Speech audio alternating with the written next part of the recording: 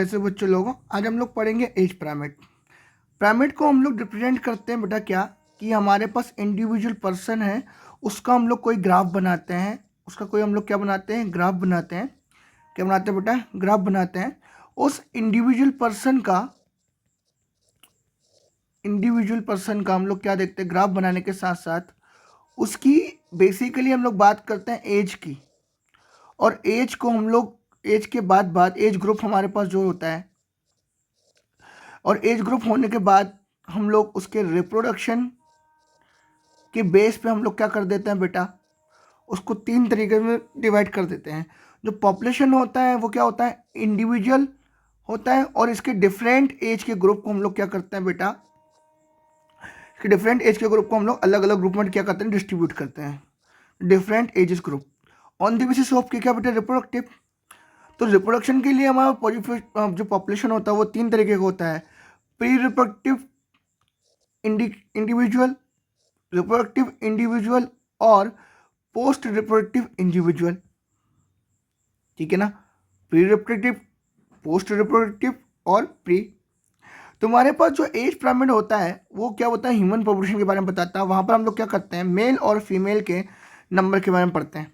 जब age pyramid की बात करते हैं बेटा तो हमारे पास 3 टाइप का मिलता है, एक मिलता है एक्सपांडिंग, एक मिलता है स्टेबल और एक मिलता है डिक्लाइनिंग। कहानी क्या है कि जब हमारे पास रिप्रोडक्टिव का नंबर ज़्यादा मिले और प्री रिप्रोडक्टिव का नंबर ज़्यादा मिले, और रिप्रोडक्टिव का हमारे पास कम मिले, प्री रिप्रोडक्टिव हमारे पास ज़्यादा हो, रिप्रोडक्टिव हमारे पास कम हो, और पोस्ट रिप्रोडक्टिव हमारे पास और कम हो, तो इसको हम लोग बोलते हैं एक्सपांडिंग। क्या बोलते हैं इसको, एक्सपांडिंग। अगला हमारे पास क्या है कि यहाँ पर प्री रिप्रोडक्टिव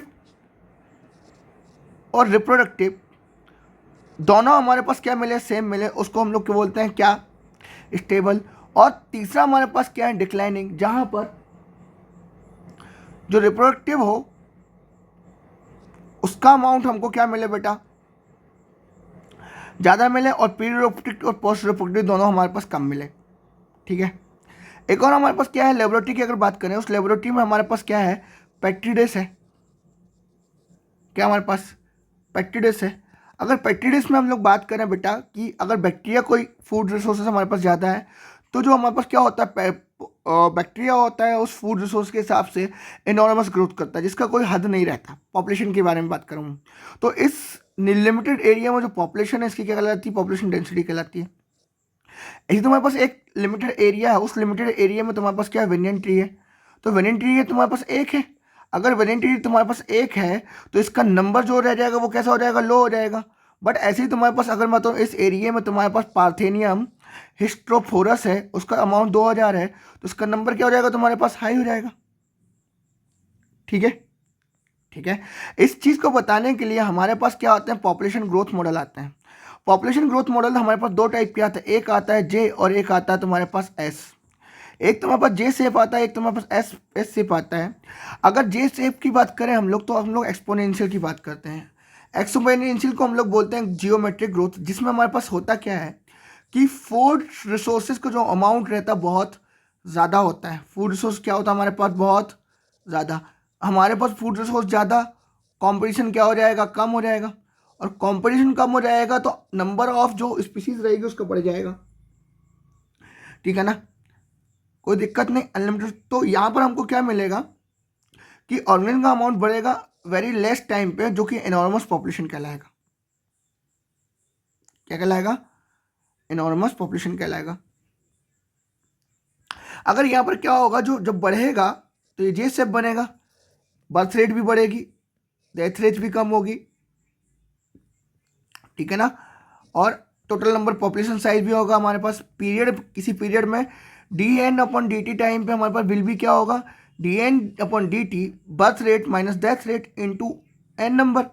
जब हम लोग बर्थ माइनस डेथ को माइनस करते हैं तो हमारे पास इसको बोलते हैं आर, और आर मतलब क्या होता है, इंटेंसिव रेट। तो r into n, d n बटे d t upon r into n, ये हमारे पास क्या बताता है, बायोटिक पोटेंशियल बताता है और ग्रोथ रेट बताता है।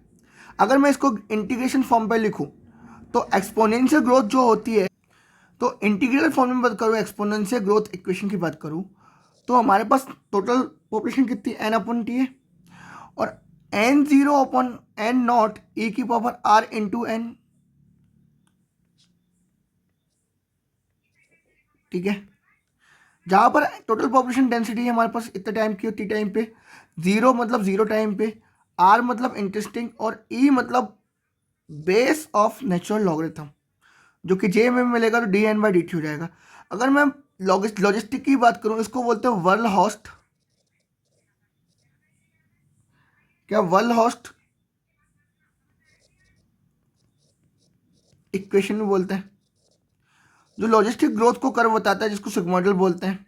S equal to dn/dt R N के माइनस n/k, जहाँ dn/dt क्या रेट है टाइम पे, r क्या बायोटिक पोटेंशियल है, n क्या पॉपुलेशन साइज है, k क्या कैरिंग कैपेसिटी है, और k माइनस n/k जो कि हमको बताता है एनवायरमेंटल रेजिस्टेंस। क्या बताता है?